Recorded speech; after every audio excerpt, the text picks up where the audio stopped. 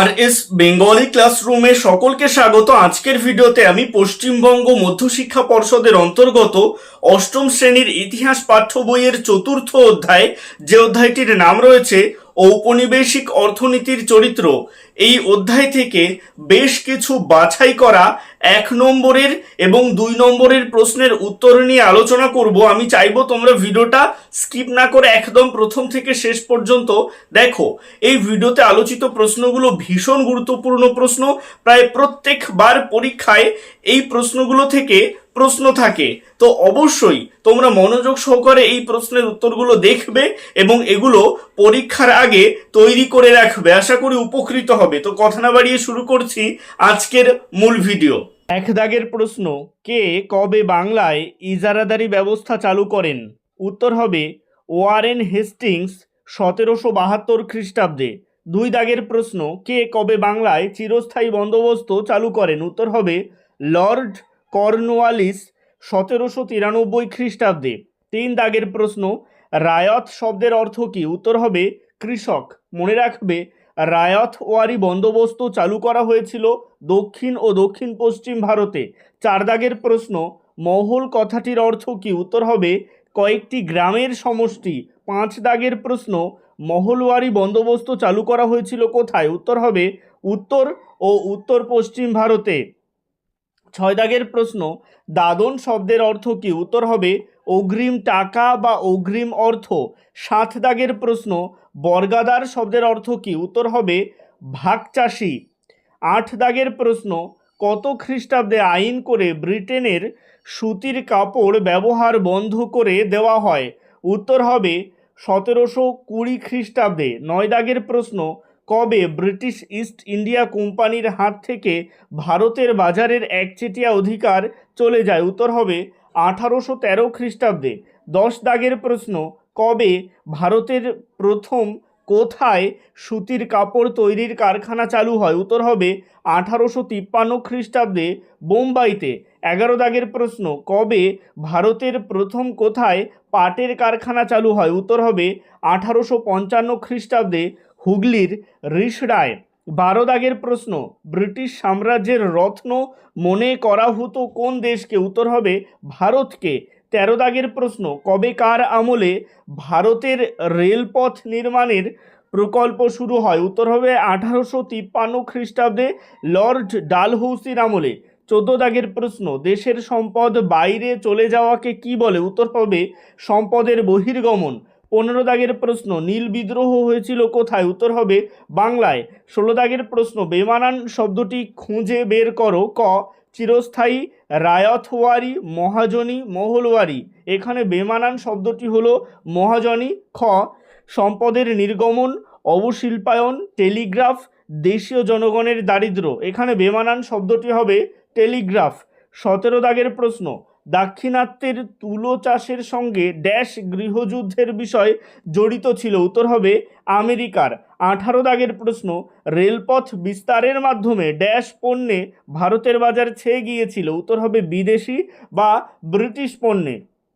এবারে চলে আসছি 2 নম্বরের প্রশ্নে। এখানে বেশ কিছু প্রশ্ন রয়েছে যেগুলো 2 নম্বরের প্রশ্ন হিসেবেও আসতে পারে, আবার 3 নম্বরের প্রশ্ন হিসেবেও আসতে পারে, সেভাবে তৈরি করে রাখবে। 1 দাগের প্রশ্ন, সূর্যাস্ত আইন কাকে বলে? উত্তর লিখবে সূর্যাস্ত আইন হলো চিরস্থায়ী বন্দোবস্ত এর একটি গুরুত্বপূর্ণ নিয়ম।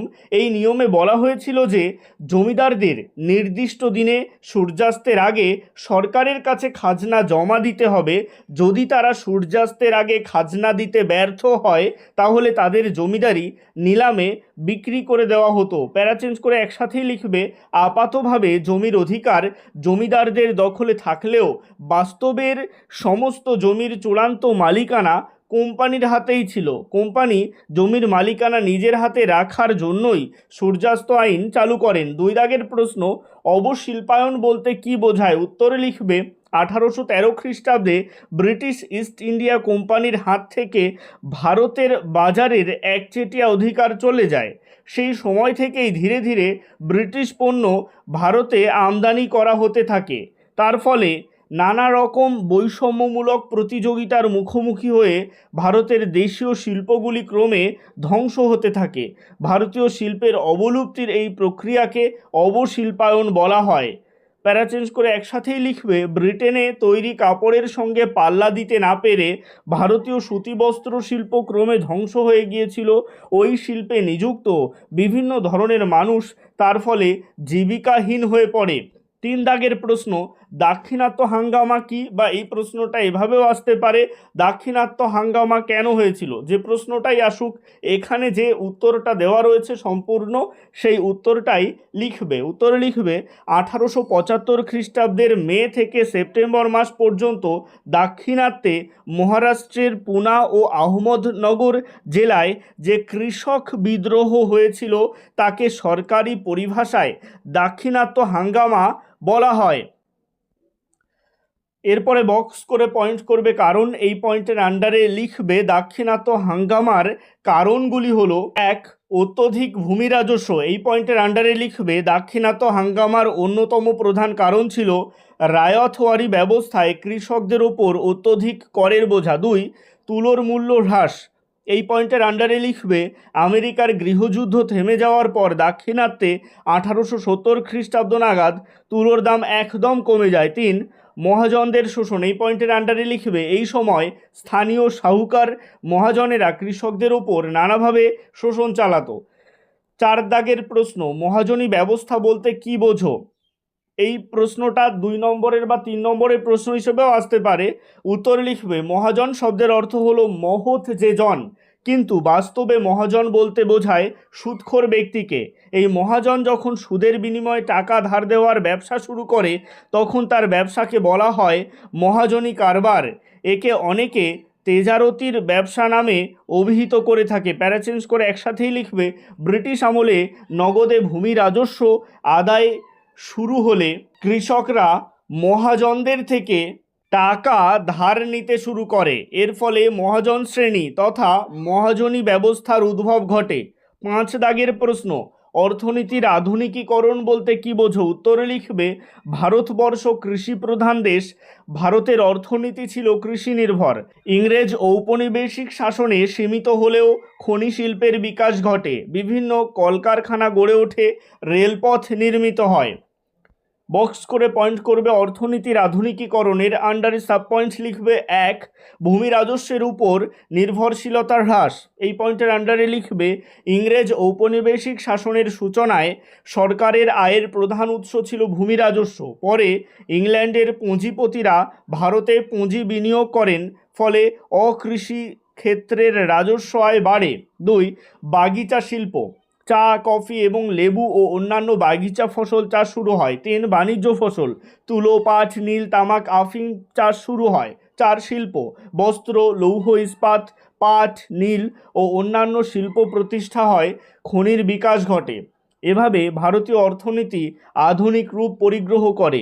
6 দাগের প্রশ্ন, কৃষির বাণিজ্যিকীকরণ বলতে কি বোঝো? উত্তরে লিখবে কৃষির বাণিজ্যিকীকরণ বলতে বোঝায় বাণিজ্যের জন্য প্রয়োজন এমন কৃষিজ ফসলের চাষ করা। ব্রিটিশ শাসনাধীন ভারতীয় অর্থনীতির একটি অন্যতম বৈশিষ্ট্য ছিল কৃষির বাণিজ্যিকীকরণ। ব্রিটিশ আমলে বাণিজ্যের মাধ্যমে বিপুল পরিমাণ মুনাফা লাভের জন্য যে ফসলের চাষ করা হতো সেগুলি হলো চা, নীল, পাট, তুলো প্রভৃতি। বস্তুত কৃষির বাণিজ্যিকীকরণ ছিল ব্রিটিশ আমলের অর্থনীতির আধুনিকীকরণের অঙ্গ। 7 দাগের প্রশ্ন, সম্পদের বহির্গমন কাকে বলে? উত্তরে লিখবে ব্রিটিশ আমলে ভারতের সম্পদ বিভিন্নভাবে ব্রিটেনে স্থানান্তরিত করা হতো, ফলে ভারতের অবস্থার উন্নতি হতো না। এইভাবে দেশের সম্পদ বিদেশে চালান হওয়াকেই সম্পদের বহির্গমন বলে। বস্তুত ভারতে ব্রিটিশ সরকার স্পঞ্জের মতো কাজ করত, ভারতের সম্পদ শোষণ করত আর তা ইংল্যান্ডে জমা করত। ভারতে ব্রিটিশ আমলে ব্রিটেনের জাতীয় আয়ের 2% সম্পদ ছিল ভারত থেকে নিয়ে যাওয়া সম্পদ। আজকের ভিডিওটা এই পর্যন্তই। ভিডিওটা কেমন লাগলো অবশ্যই কমেন্টের মাধ্যমে জানিও। ভালো লাগলে লাইক করো এবং একই ক্লাসের বন্ধুদের সাথে ভিডিওটাকে শেয়ার করতে ভুলো না। সবশেষে একটাই রিকোয়েস্ট, এখনও পর্যন্ত যারা চ্যানেলটিকে সাবস্ক্রাইব করে উঠতে পারোনি তারা অবশ্যই চ্যানেলটিকে সাবস্ক্রাইব করে দিও এবং পাশে থাকা বেল আইকনটিকে প্রেস করে অল বাটনে ক্লিক করে দিও নতুন ভিডিওর আপডেট সবার আগে পেতে।